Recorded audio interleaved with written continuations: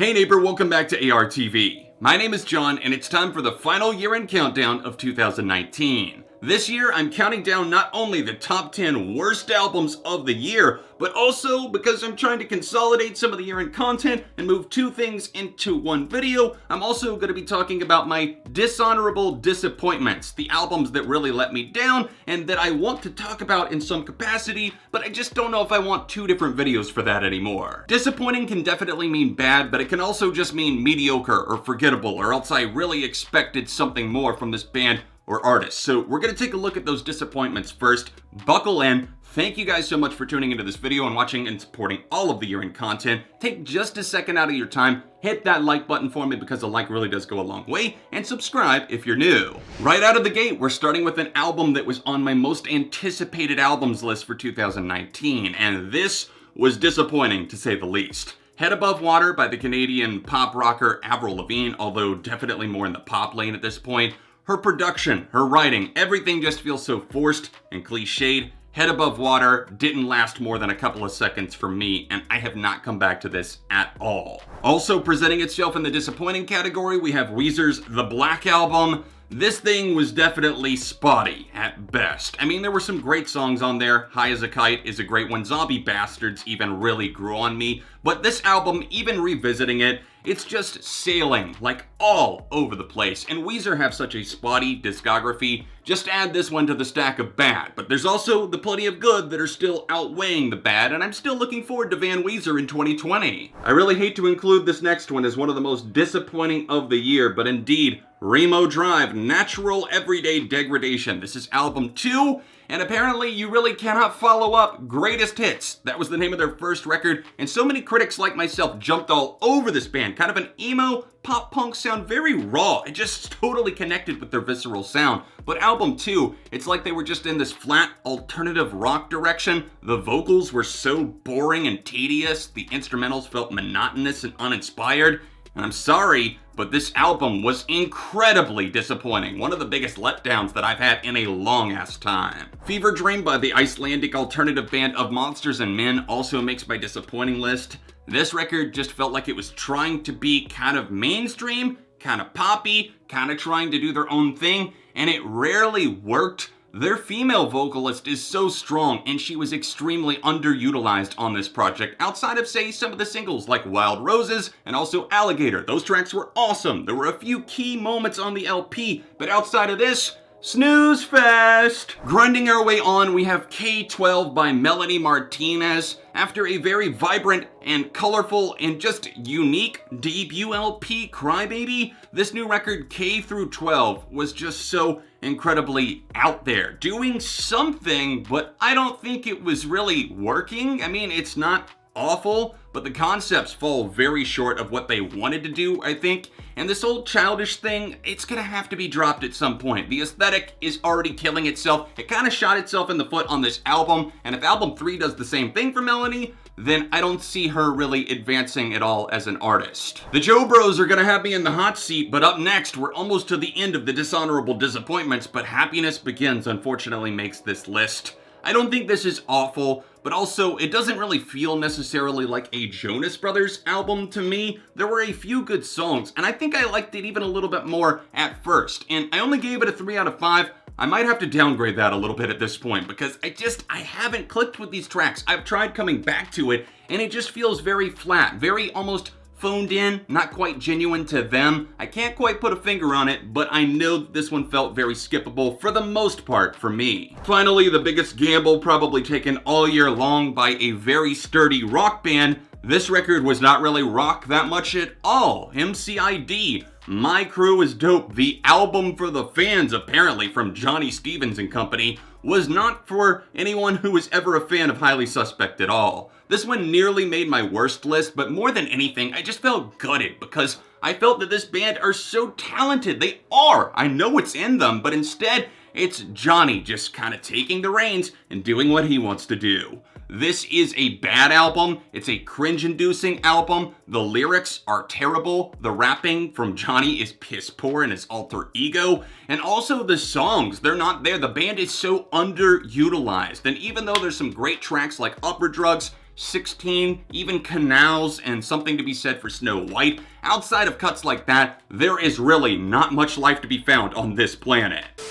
Alright everyone, now it's time. Take my hand. Let's go to the promised land. The actual list of the top 10 worst albums of 2019. Begin! Stop until the angels sing, jump in that water, be free, come south of the border with me. At number 10, oddly enough, is number 6, Collaborations album by the singer-songwriter Ed Sheeran. Insufferable leaps in both tone and quality kind of make this feel like a slow-moving plague, something that's gonna stick with you for a very long time. It's 50 minutes long, and it never really feels like it's going to end, but just like a plague, it's consuming you, it's there, you're certainly drawn to it, but not really for good reasons. My best guess, it looks like Ed wanted to relive the golden days. He saw that old number 5 Collaborations project mixtape and was like, huh, well, back then, I did it with some UK underground rappers at the time, very cool, not exactly revolutionary, but still an enjoyable project, but what if this time I sat down and just got a bunch of famous people together and we all flexed for the most part, but then we throw in a couple of those ballads that everybody seems to love so much and it just makes the tone feel like a tidal wave versus a little kiddie pool. This is mainly just a smoke show that only occasionally offers the listener a glimpse into what they probably liked about Ed in the first place, and especially in the critic sphere, most people don't really care for him. I'd probably stick up for his older material pre-Divine a little bit more than most would, but still, I mean, you could levy some very valid criticisms against him. Very bland, white guy with acoustic guitar syndrome, whatever you want to throw out there, it would probably stick. But this album, Ed, you're allowed to experiment. You're allowed to work with other artists. But I'm also allowed to call dog shit dog shit. It's simply no longer original to just round up a bunch of producers and rappers and have them feature on your album. It's been done to death. The record feels lethargic on its own merits, but it also feels very draining to the listener and nearly 50 minutes long. It's like a spinning roulette wheel of death. And occasionally it lands on the Your Eardrums Get to Live spot on tracks like Best Part of Me with Yebba, a nice touching ballad there, even Antisocial with Travis Scott grew on me, Blow with Chris Stapleton and Bruno Mars, a nice rocker. But outside of that, oh man, it functions about as well as an upside down helicopter.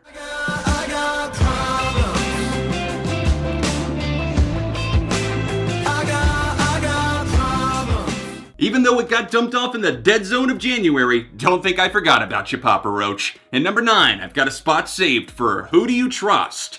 No one is safe as Papa Roach continue to age physically, yet mentally it feels like they're really going backwards. I mean, these songs, they're written about sensitive topics, and I do get that. Mental health, depression, and just the everyday struggles out there. We've all got problems, as they repeat many times. It's just so shallow, it's so vapid, it's so hollow, it feels like it's almost cashing in on the trend of being woke and aware and, oh, we're all dealing with this stuff. Not to say that Papa Roach have never talked about this before, but it's just feeling even more phony to me, very disingenuous. And the music that goes along with it, they're trend hopping at this point. It's unbearable to hear how it's a combination of not only their past selves that feels very hollow, but also clearly they're riding the coattails of Imagine Dragons so damn hard, just like every other mainstream rock band out there apparently. This is Papa Roach's attempt at laying out all these issues on the table and saying, hey, come together, let's talk about it. We've got these teenage problems, and it does it with the subtlety of a SWAT raid. To reiterate, musically, it feels like electronic phoned in Imagine Dragons wannabe radio pop rock garbage featuring pitch-shifted vocals, horrible rapping that sounds like it might be great to a 13-year-old boy jacked up on a late-night Fortnite session with the squad,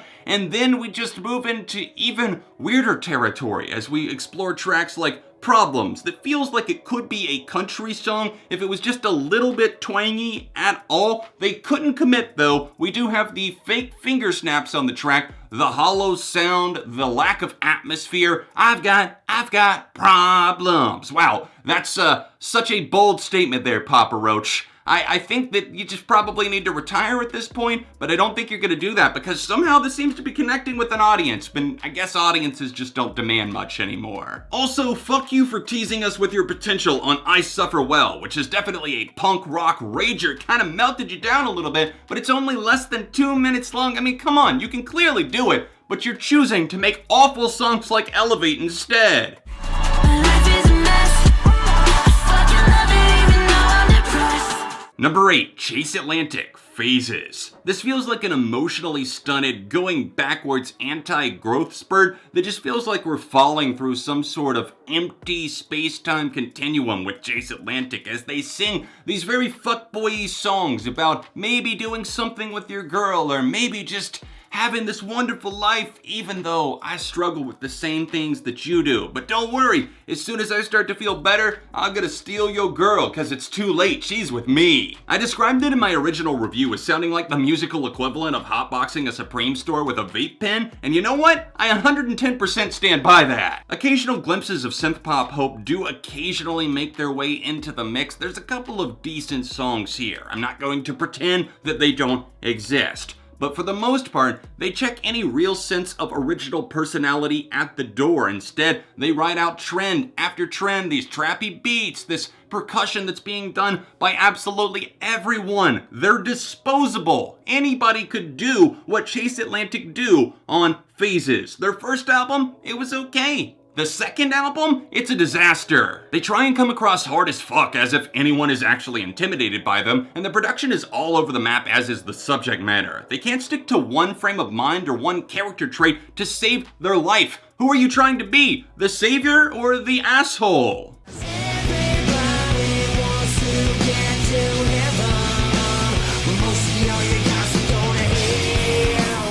2019 was a year of comebacks in many ways, with a lot of them being exciting. Think Rage Against the Machine, Creeper returned, My Chemical Romance, and also Puddle of Mudd released their first album in a decade.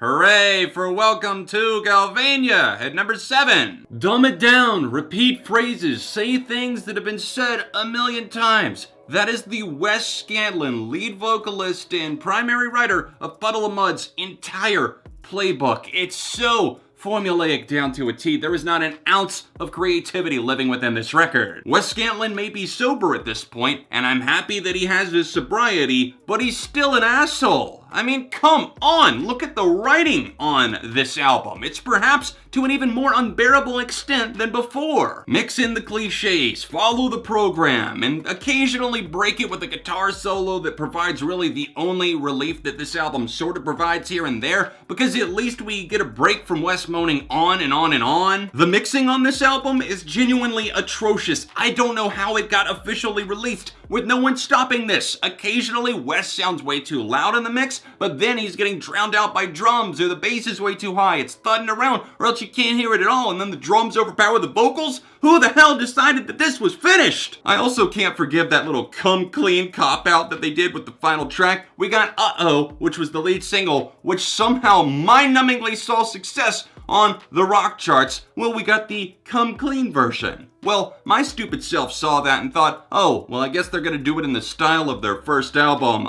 No, wrong. This is just the censored version. Instead of, uh-oh, I fucked it up again, it's, uh-oh, I messed it up again. Look at this stupid album cover too. It's even got an adjective, the definition of Galvania printed on there. What's that? Well, they define it for you, don't worry. It's a change in the electrical resistance of the skin.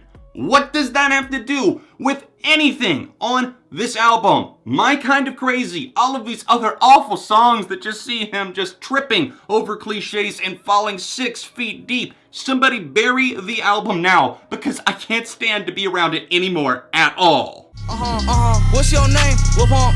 Told that bitch, shut up. Chill. I drink a lot of lean. Ooh. Pop a lot of pills. So, you know, I stay fucked up. You know, I've never done hard drugs, and I don't ever plan to, but listening to this album, something about it, it just makes me feel like this would be the most nightmarish outcome of what doing hard drugs would actually be like the worst possible trip that you could ever imagine. You're stuck. Someone is repeating phrases over and over again. It gets progressively louder, more confrontational, and then you think you just can get away from it all by going to sleep, but then Little Pump vroom vrooms his way into your dream to steal your girl and to do whatever else he's going to do, steal your dreams, I guess? God, I cannot stand listening to Lil Pump. I didn't think this was going to be that high up on the list simply because I had kind of forgotten how hard it was. The production value is certainly bad, cheap beats purchased online perhaps, but occasionally they're redeeming. But that's really just scratching the surface of what the real problem is, and the real problem is obviously the star of our show, the Harvard dropout himself, At number 6, Lil Pump. Damn, Lil Pump, you looking a little plump over there. Fine, that was a cheap shot. I'm just regurgitating something that I saw online that I thought was funny, okay? The real problem is that he sounds completely drugged out, illiterate, out of his mind, like he can't get a coherent thought across to save his life. Instead, he's just saying sound effects. Nuh-uh, vroom vroom, everything else that pops up, talking about being a drug addict. Oh my god, he's being sarcastic, he's not actually a drug addict, da da da da da. I hear a bunch of chatter from his fans, but I also don't see a lot of chart numbers adding up for Lil Pump anymore. Could it be that the king is falling? Oh no, our precious Lil Pump, what will we do? It's 16 tracks and 40 minutes. Only 40 minutes, somehow, of pure auditory torture. It feels like it's longer than that. I guess I should be celebrating that it's actually not and that it's only 16 tracks. Somehow it feels like hours long. But instead of celebrating, this feels more like a funeral. A funeral for the death of anything good that could have come from any of these sessions. You ain't ready for me. Give me your best shot, the stronger I stand. Number 5, Skillet Victorious. This band just keep cranking them out, don't they? This is soul-sucking, bland, rise up against invisible force in the dark rock. That's the genre of music that Skillet play, and they prey on the Christian crowd that simply don't seem to know that better music exists in this world. This is one of those albums you can throw on in another room, plug in a pair of headphones to your speakers in said room, and even though you can barely hear it, you still get the general idea, even from a mile away. We're warriors for the Lord! We're fighting! We're ripping off Imagine Dragons! This is the kingdom, straight up Imagine Dragons. I do not care what you say, it is literally a replica. I don't even hear the difference at this point. It's traumatizing to say the least, and they're literally just repeating themselves. The band is a complete joke. They think that they have some sort of idea that they're stumbling onto, and even the lead singer seems deluded. He's like, yeah, this album's gonna be heavy. This is gonna be our heaviest that we've done in a while. Get people kind of maybe excited if you're into that sort of thing, but instead, it is literally sucking your soul out with a vacuum as you listen, and you're like, wow, these guys genuinely are so out of touch with reality that they think that they can just keep making the same 12-song album like 5 times and no one's gonna notice. Well, buddies, I noticed, and my god, this is a stain. It's insufferable. And why did you tack on a badass guitar solo on that final track, Back to Life? I mean, why are you gonna tease us with something like that? Where the hell did that come from? Or should I say, where the heaven did that come from? Maybe do more like that, and people won't think you're such a joke.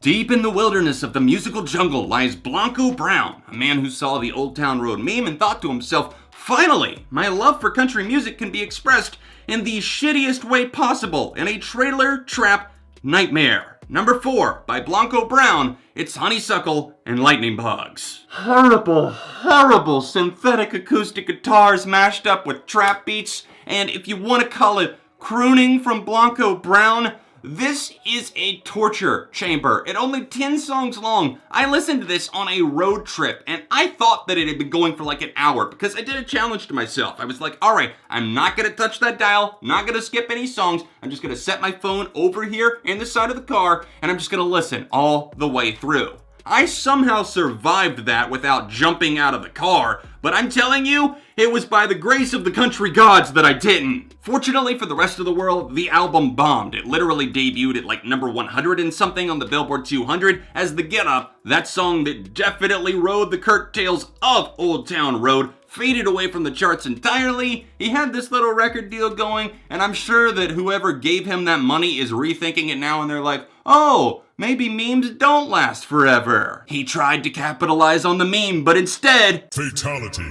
Blanco Brown is an abhorrently bad singer. I don't think I can express just how much I fucking hate this dude's voice over the course of 10 ear-piercing trailer trapping tracks. When he tries to get emotional, I just laugh out loud. I mean, it was all in my head. The way that he sings that is so damn bad that I can't do anything other than laugh, or else I would just cry. But if you were like, oh, the Get Up, that was kind of funny, it was kind of silly, maybe I'll check out the album. Don't.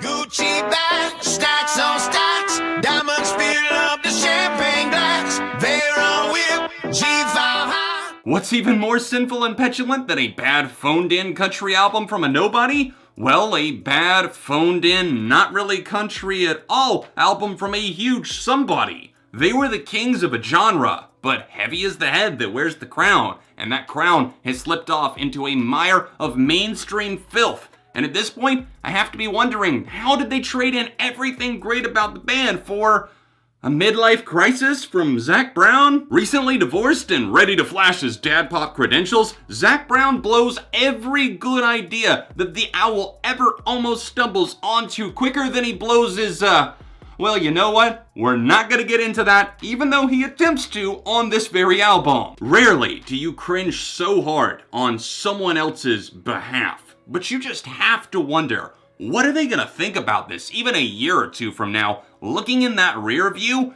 you enabled him. Anybody in the band, the producers, anybody blowing smoke up his ass that thought this was an acceptable release, you can go fuck yourself! Honestly, if you listen to God-Given or OMW, you're probably gonna lose a whole lot of respect for Zac Brown Band and even Zac Brown as a person, so I highly recommend that you stay the hell away from this release and also the new Zac Brown solo stuff, because my god, it is atrocious. I'm seriously saddened by the fact that he feels the need to try and fit in with modern culture in a move that's not at all being well received by fans. This is the complete opposite of really what any Zac Brown Band fan would ever want, and that most certainly includes me. Stay away from the sound, guys. I'm watching you, Julian.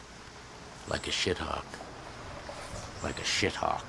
Get this shit owl out of my face, Randy. This album needs to be put away, tucked away, permanently, forever. Just pull it from streaming services. We'll pretend it never happened, okay? GG, I need that big bag. That broke shit, I'm not with that. Since y'all up letting y'all lips flap, go tell him that bitch bad. When we go through hard times in life, sometimes the best way of getting through that situation is by channeling our thoughts and feelings into a song, a poem, or really any kind of project that's going to possibly make things better. Well, Iggy Azalea, the Australian rapper, went through some hardships, record label battles, some personal stuff as well, moving out, having feuds, a lot of stuff was going on. So how did she work that into her new material on my number 2 pick, In My Defense? Well, it's at number 2 on the worst albums of the year. You do the math. Iggy Too Biggie, here we fucking go again.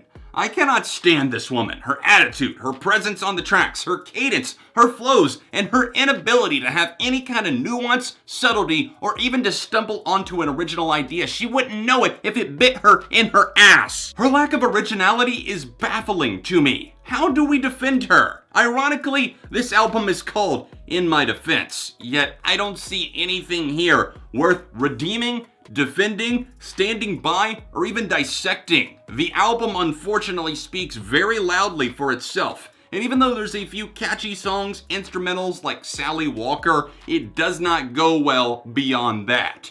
This is an album that I have to distance myself from for my own personal sanity, but of course, it's only clocking in at number 2. What could number 1 be? Well, it's Hell on Earth, ladies and gentlemen. With beats by Dre. Pay $20K for us to say that they are great. The number 1 worst album of 2019, AJR Neo Theater. This has gotten to the point where it is genuinely so awful, no exaggeration at all, that I genuinely don't even enjoy this, even from a tearing it apart point of view, because it means that I have to spend time with this fucking album. That is a nightmare. I've used nightmare already to describe this. That doesn't do it justice. Trainwreck? No. Sin? No. Abhorrent? No, not even quite getting there. This is hell on earth, like I said before. And as I listen to this more, I see why I put it off for so long. It's like a chore that you just keep putting in your back pocket. Oh, I'll do it later. But the longer you put it off, the more painful it becomes. I came home to the bastard child that is Neo Theater this winter. No, not your future child's name, you asshole. The actual season of the year. And as I listened, I just felt that even though spring was just around the corner, it somehow felt a lot colder that day. As I revisited this album and slowly descended into madness, I started to ask myself, does this hold up as the worst album of 2019? And the only thought that came to my mind was, yup, Fuck yes, it's the worst album that I heard in all of 2019. In fact, it's easily one of the worst albums of the 2010s decade. There's so many changes in pace in this album. It is so relentlessly annoying, aggravating. It goes out on a limb to make these extra little glitches, vocal pitches. Perhaps it's shifting something, even a little bit of a dubsteppy sound in the background. Whatever they can do to make the song ear-piercing, trust me, they add that vocal effect, that filter, that sound effect, whatever it needs to push you over the edge into just erupting like Mount Vesuvius. Even on moments like Turning Out Part 2, where you think maybe this could get bearable for just a moment, they find a way to ruin it. They will add anything they possibly can to make this song just feel quirky or edgy or God, we're so deep and relatable. We're just like you. It feels like people who have never actually stepped out of a little bubble writing about humanity from like an alien's point of view, like they probed someone and then they sent them down to earth in the form of these three brothers. I cannot stomach their way of writing songs, the way that they have a melody, the way that they try to make all of these ideas fit together. Don't throw out my Legos, these ideas that just feel so fucking stupid. Like, who is connecting with this? Who is relating with this? They're trying to be like all sentimental and stuff. Like, oh God, guys, don't you just... You hate it when that happens. You get older. We're getting older, guys. You feel like you're getting older. I'm getting older over here. Don't throw out my Legos, Daddy. I'm coming home for those, okay? We're gonna play with those tomorrow. Beats is a song that literally can go die in a hole somewhere for all I care. Would Beats by Dre pay $20K for us to say that they are great? What great commentary you're offering on commercialism and consumerism. Oh, our songs are gonna be forgotten someday. Maybe they're gonna play in a grocery store. Should we just take the money now? Oh, wait, we're not sellouts. We're just this quirky indie pop, totally independent band, except we're distributed by one of the biggest labels in the fucking country, Atlantic Records. Stop the facade, AJR. It's maddening how you write these songs like 100 Bad Days and Birthday Party and think that they're in any way clever at all. Get the fuck over yourselves. Fuck this album. Fuck AJR. I know you probably think I'm overreacting, but god dang it, do I hate that this band even exists. Okay, the cooldown is here. Thank you guys so much for watching this video today. Had to towel off a little bit after that eruption that went off after AJR, but thank you so much for tuning into my top 10 worst albums of the year and for checking out my dishonorable disappointments as well, the new segment that I added at the beginning of this video. If you enjoyed it, then please drop a like on the video. My voice is shot after all of that yelling and complaining, but at the end of the day, it's all just my opinion, so try and not get it too twisted. The likes go a long way, and thank you to everybody who has subscribed to the channel recently. If you happen to be new and haven't done so already, then hit that button and ring the bell so you get notified when I upload future videos like this. If you want to see my worst albums of 2018, click here or tap here for another recent video on the channel. All of my social media accounts, including my Instagram and Patreon, can be found in the description down below. Thank you for your support, and I'll see you soon for more on ARTV.